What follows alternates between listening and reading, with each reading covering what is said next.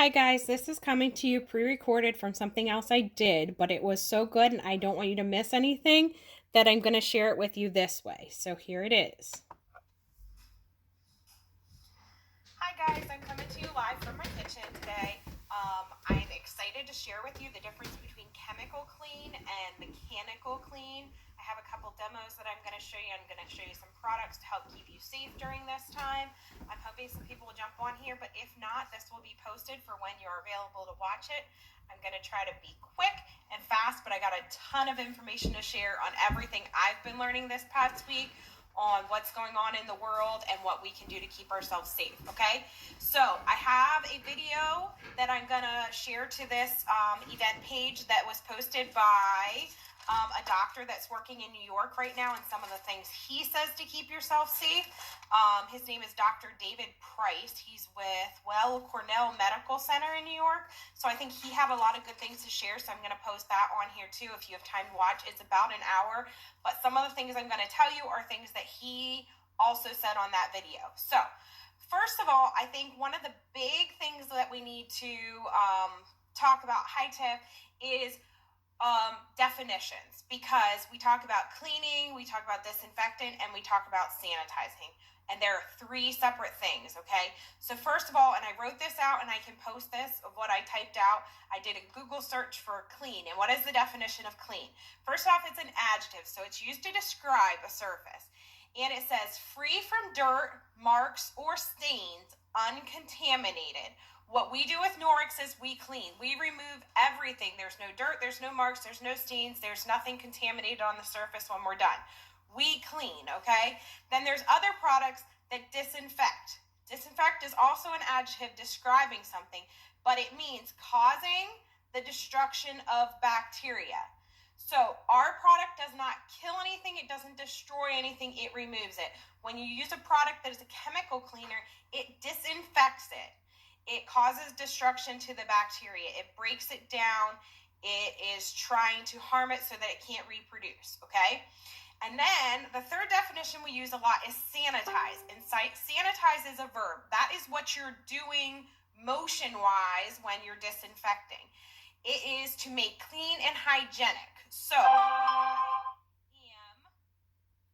disinfecting or using a disinfectant, I have to be using a chemical to break it down. Something that is going to destroy the bacteria or cause it harm so that it can't reproduce, can't grow, okay? If I am cleaning, I am removing, okay? So those are the first big differences. When we talk about chemical clean, one of the products that we talk about a lot is this one right here. They come in this bottle.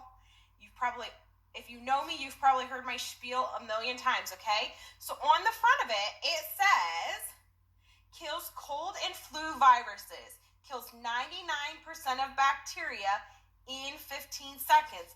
Now, there's these two little stars on this, and this is where the catch is. There's these two little stars. So if you look at what those two little stars on the bottom means, it means on hard, non-porous surfaces. And it also means you should see the back panel for what kinds of viruses and bacteria it destroys. And it also says if used correctly. This is where we get into trouble a lot of times, okay? Because we use this product, but most of us, when we're using it, aren't using it correctly. And I say us because I used this product for a long time and I thought I was using it correctly, all right? So that's when you got to turn it to the back. And then you got all these other detail things. And you can see on mine, I have it circled. But it says it kills 99.9% of bacteria in 15 seconds. However, if you go down lower and read the actual directions, it says use enough wipes to keep the surface visibly wet for 4 minutes. Allow the surface to remain wet for 4 minutes. So you are disinfecting. You are trying to kill the bacteria, damage it so it cannot reproduce, okay? So that's the biggest thing. These are killing. So this did not clean. It didn't remove anything. This disinfected it. So then you're supposed to let it air dry, and then it says clean the surface with potable water. That's when you get to the cleaning part. A lot of times we're using these, they're not staying wet for the amount of time that they need to, and then you're not doing anything. If they are staying wet, you're still having dead bacteria staying on your surface, okay? So you have to re-clean the surface if we're going by those definitions, okay? So there's a lot of other things on here. It talks about precautionary statement to humans. We need to wash our hands thoroughly after handling this, especially before eating, drinking, chewing gum, or using tobacco. It also has other precautionary statements on it. And this morning I was watching another video, and it says about how some of the products in here can cause asthma, can cause cancer, cause skin sensitivity, and reproductive disorders, okay? That means that it can. It doesn't mean it will. If you are using that product, it's chemical. It's a pesticide. And people always think of pesticides, we spray on our fields and on our, crops and things like that. But anything that kills is a pesticide. So anytime you use this product, you're using a pesticide, okay? So what I want to tell you is that it will kill 99.9% of bacteria if you use it correctly, and if you allow it to be wet on the surface for an amount of time, but then you need to re-clean that surface, okay? So the amount of time that a chemical has to stay on a surface is called its dwell time. If you pick a different product besides this one, and you read all the details on it, it's going to give you a different amount of time. Every chemical has a different amount of time that it has to stay wet on its surface in order for it to cause destruction to the bacteria, okay?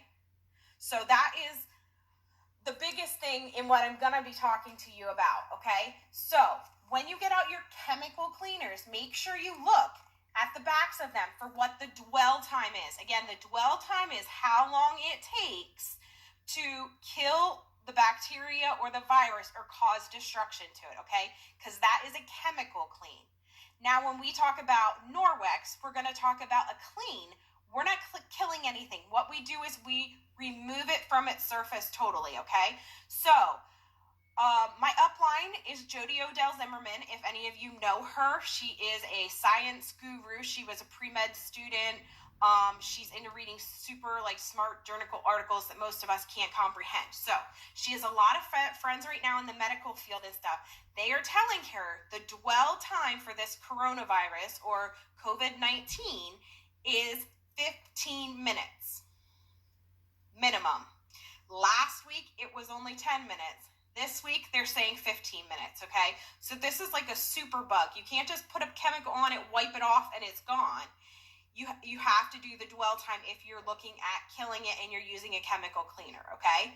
So with that being said, our product will remove the chemical and everything else. But this is something else I want you to think about with all the chemical products we're using right now in the schools, businesses that are still open, all those things.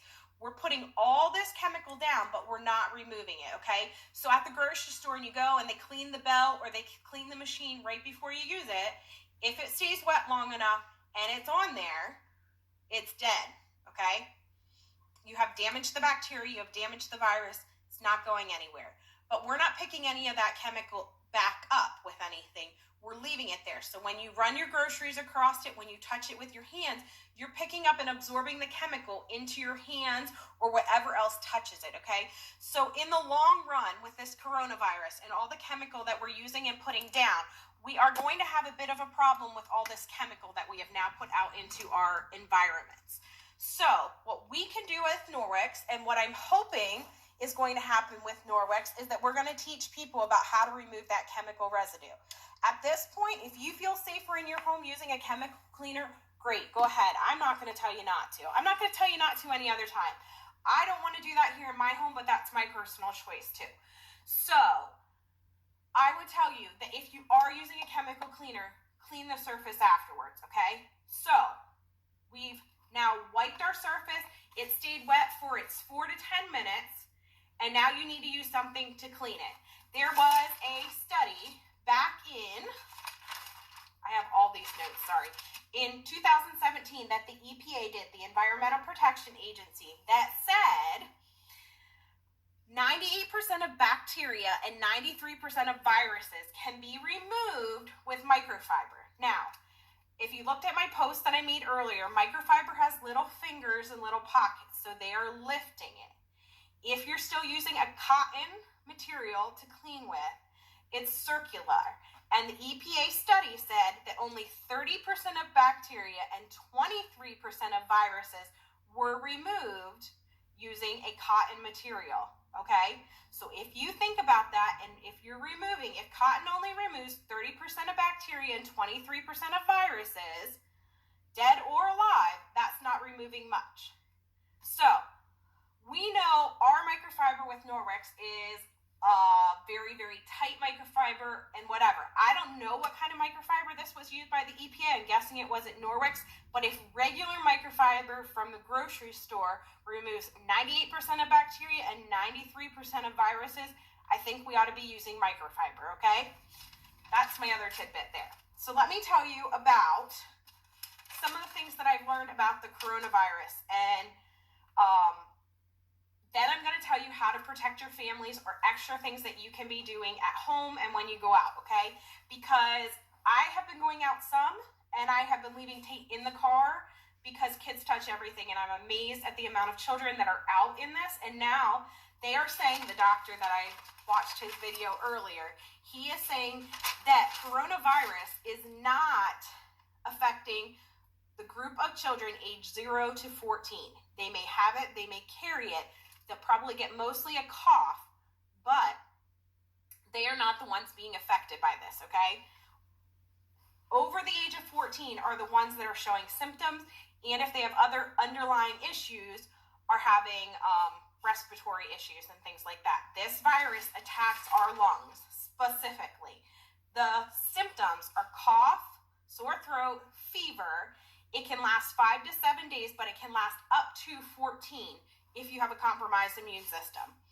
The transmission, okay, is, I'm sorry,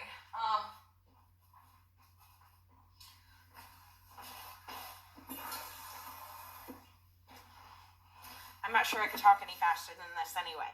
The transmission of this is sustained contact with someone who has it or contact with someone who is about to get it, which means they already carry it, but it is sustained contact in the same room. You're not just going to get it being in a room with someone who has coronavirus for a few minutes, okay?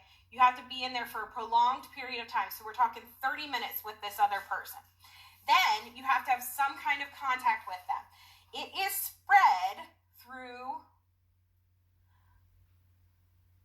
coughing, sneezing, the droplets that we put out, okay? So most people are picking it up in public places because they're close to someone who has it and they cough or sneeze and we take it in, or they cough and sneeze and then we come along and touch the same surface and then we touch our face and we take it into our bodies. Okay, this doctor is saying the steps we need to take to keep this from spreading are keep our hands clean. You need to become a hand Nazi. You need to mechanically clean your hands, which is with friction, to get rid of it. The second thing is we need to be very conscious of our hands and faces. I am someone who touches my face, my hair a lot. So we need to learn to be aware of when we are touching our face. We need to make sure we're cleaning our hands frequently and need to keep our hands away from our face. The third thing he said is wear a mask when you go out in public. This is not to prevent you from breathing it in. The mask is to prevent you from touching your face. When you wear a mask, you don't touch your face. I saw Evian put out a thing that this is not helpful and they're not having their people in the hospital do it, and all these masks that are being worn or being made really aren't helpful. I would beg to disagree us not to touch our faces. Because that's how we're getting it. We're touching a surface, we're touching our face, and it's coming in. So you're wearing the mask to prevent you from touching your face, not because of transmission. The N95 masks, the medical masks, are not for the average person. The average person does not need to wear them, he says. He says that any type of mask that helps you to prevent touching your face is good. The only time even he, as a doctor working in strictly a coronavirus hospital right now, wears an N95 mask is when they go in to do something with the patient who may be coughing, sneezing, anything like that. So when they go in to poke and prod in their mouths or to suction them, things like that, they are wearing N95 masks. The rest of the time, they are wearing a regular mask that you or I would have or that we would make. And he actually has people mailing him masks to distribute at the hospital that he is at now. The other fourth thing is, so keep your hands clean, don't touch your face, wear a mask. And number 4, distance yourself. We're talking 3 to 6 feet away. Distance yourself. Keep that spatial distance for the social boundaries. The other thing he says is shrink your social circle. If you have 4 people in your family and you're helping take care of parents, make sure your parents are the only coming into contact with you too. If everybody comes into contact with an extra 2 or 3 people, then that's not going to work. We need to learn to set boundaries, okay? Vast majority of transmission is from our hands to our face. So we're picking it up on a surface, we're touching our face, and it's getting into our bodies, okay? So that's all that he has to say. Now I'm going to talk about the products that we have to keep you safe, and I'm going to show you the difference between a mechanical clean and a chemical clean, okay? So I may need my helper on this one. He's here, all right? But I'm going to try to do this. Okay, the first thing, this is Glowgerm. They use this a lot in preschools. They use this a lot in preschools and elementary schools to teach kids hand washing, okay? The Glowgerm simulates bacteria. So if there was bacteria on a surface, what would happen? If bacteria was on your hands and you wash your hands, you wash them appropriate, this should not glow under a black light. However, if you don't wash your hands appropriately and you still have some glow on your hands, that means you didn't wash your hands properly, and then you will still see that glow. So I'm going to show you. This is our bacteria, and I'm going to spread it. I'm going to turn my camera around a minute so you can see this. I'm going to turn out this light, okay? So I'm going to show you. I'm going to sprinkle this right on my counter, all right? You can see it. Now, when I shine the black light on it, you can see how it glows, okay? So the glowing is our bacteria. If this were a desk at school, some of you guys know I substitute. If this were a desk at school, this would be glowing because this is the bacteria that the kids have put on their desks all day at school, okay? And we want to clean it because we want it to be free from dirt or marks, or we want to disinfect it, which means causing destruction of the bacteria. So when I get,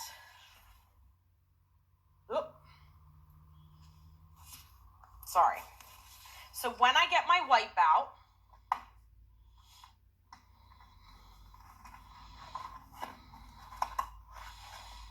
that is going to kill 99% of bacteria in 4 minutes. If I leave it wet, let's see what happens. Are you ready?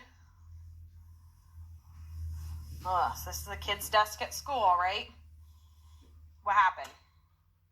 It smeared it all over, okay? So now, if that surface remains wet, keep my flashlight over here, Tate.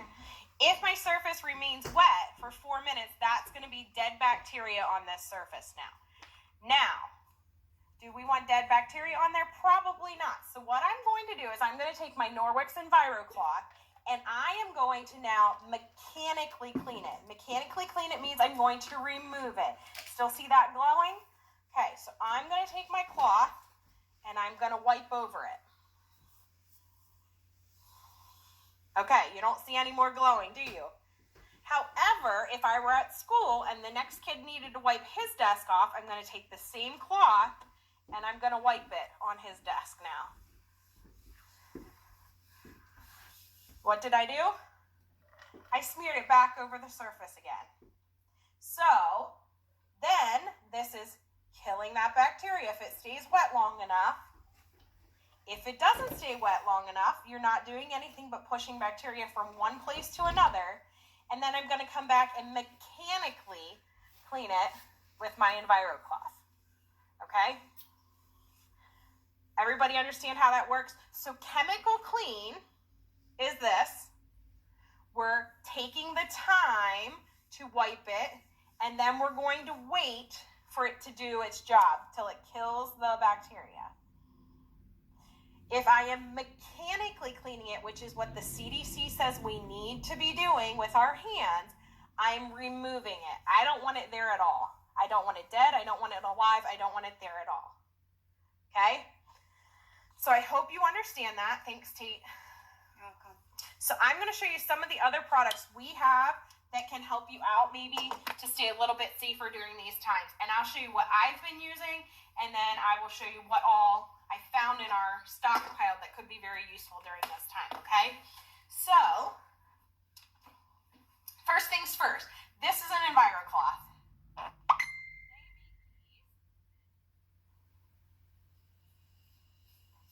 In travel sizes, okay?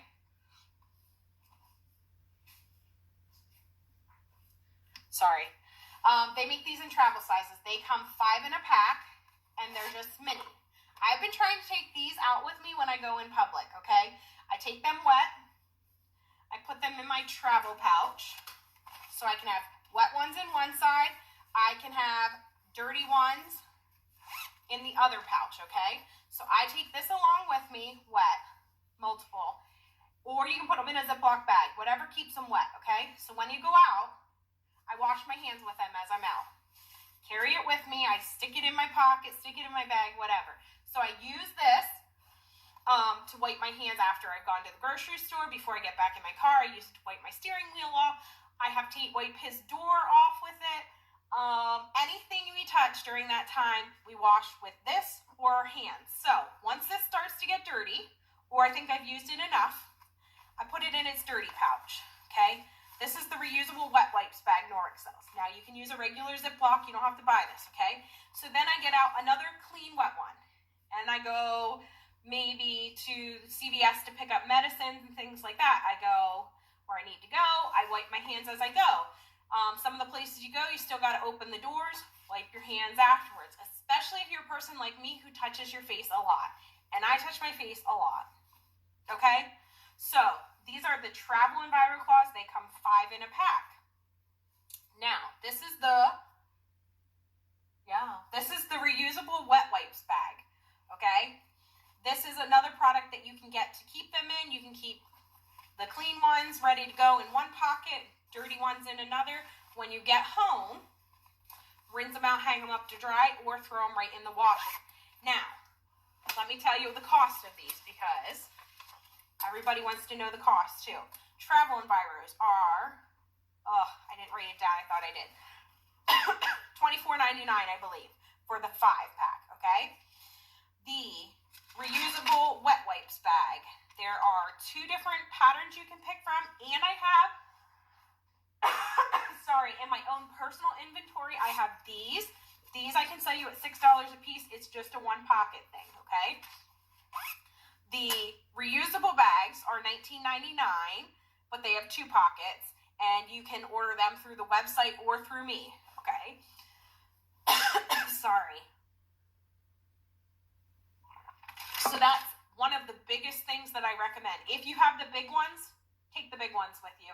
Actually, this is one I did take with me the other day, wiped around my car and stuff with it while I was in there. But it works, keeps my hands clean. Next thing I have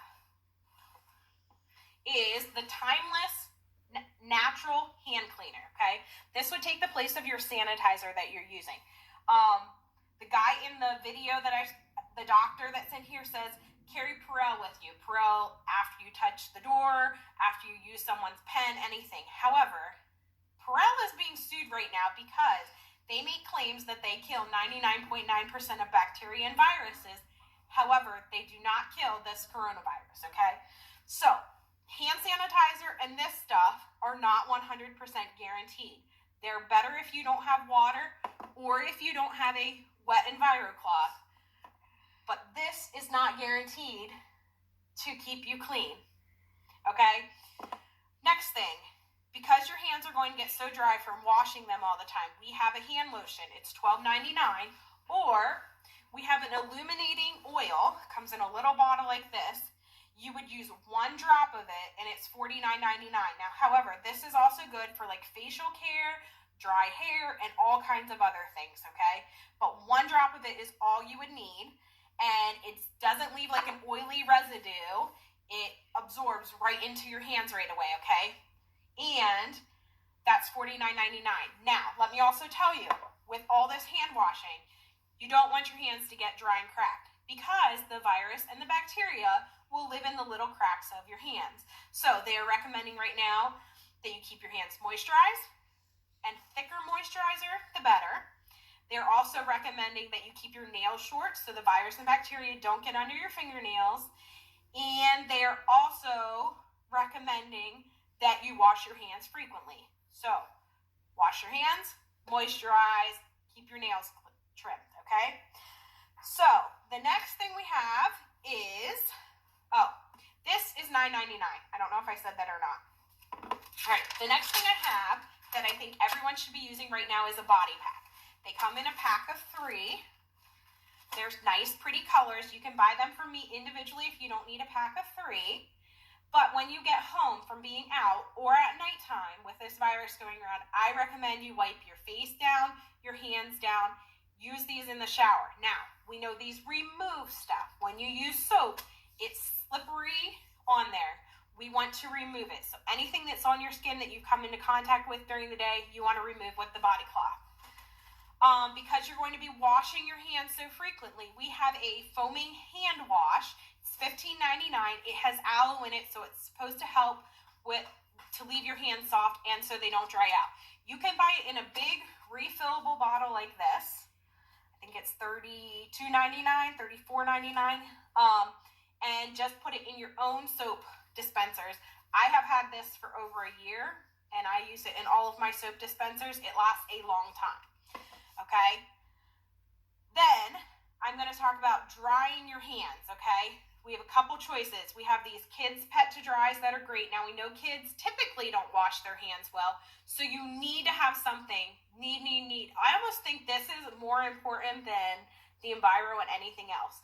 You need to have something that's going to help pull anything that's left on your hands off. So, this is the adult Chanel towel. Comes in a couple different colors. Kids pet to dry. We also have a hand towel and we have kitchen towels. I think those are just as important as anything else that I talked about because you need something that's going to remove the bacteria and viruses, okay? So, I think that is the big part of what I wanted to tell you today. I just got an email that had about 20 new bulletin points about things that they're recommending we're doing and how we can be safe in our homes. I use my EnviroCloth to wipe down everything here at home. Doorknobs, I have people picking up packages on my front porch. I wipe the container down that I have out there. So I think it's important no matter what we do that we need to be wiping surfaces and cleaning them. Again, I will post this paper that has those 3 different definitions for you because I think that helps to understand it. But right now, the CDC's chemical clean is taking so long. And after you do chemical clean, you still need to mechanical clean. You need the friction of something that removes it, okay? Do you guys have any questions for me on anything that I talked about? Because I just went over a ton of stuff. I know that the COVID-19 is new. The other thing was they were talking about coronavirus has been around for a long time. It has. However, COVID-19 is a new virus. It fits in the category of the coronavirus, but it is a new virus, especially to humans. They think that it transmitted from an animal to a human, and then the virus mutated to learn how to jump from human to human. And that's the part that they're not sure about. I don't know if I said this or not. There's so many notes here I have. But it's person to person mainly. A sneeze can travel 50 to 100 feet for those droplets to transmit. but cleaning bacteria correctly is important. If you are going to kill it, you need to let it be on a surface for so long. One other thing that is a product this month, with a purchase of so many dollars, you can get the produce wash, the fresh produce wash, for $10. That's a huge savings on this. I went out this morning to L&L because I had heard they had strawberries, and Tate loves strawberries. So I got strawberries and grapes. Their grapes were really dirty. I came home and I sprayed that on them and rinsed it off real good. And they look fantastic now. And they taste fantastic. They're huge. Purple. Red, I guess they call them. I call them purple. Huge red ones. So that's another thing too. This virus needs a host to live on, which means it needs either bacteria, it needs an animal, or it needs a person. The virus will attach to a surface, but it cannot continue to live long term without bacteria, an animal, or person. And that's also why we need to be making sure we're removing a bacteria from the surfaces that we come into contact with. So when that virus, if that virus does get there, it's not going to continue to grow and replicate there. It's going to slowly, I want to say disintegrate, that's not the right word, but it's going to not be as strong because if it does not have a host, okay? So virus needs a host. It needs bacteria, animal, or a person. For some reason, it really likes stainless steel.